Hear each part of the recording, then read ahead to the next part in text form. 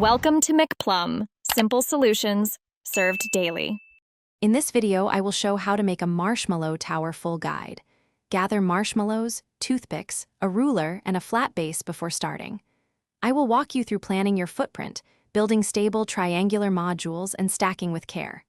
We will cover spacing, reinforcement techniques, and quick tests for strength.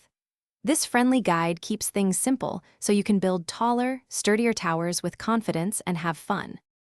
Start with a clear plan and make triangular units to maximize stability, and use consistent spacing across the base. Insert toothpicks fully so joints stay tight and avoid half insertions that fail under load. Test small modules before stacking and reinforce corners with extra marshmallows if needed. I'll demonstrate how to align layers, adjust when leaning appears, and how small changes yield much taller, more stable towers without stress. When you're ready to go higher, reinforce stress points with double toothpicks or sacrificial marshmallows to absorb pressure. Build slowly and let each section settle before adding more height, and work in a cool, dry spot so pieces stay firm. Regularly check vertical alignment with a ruler and correct small tilts early.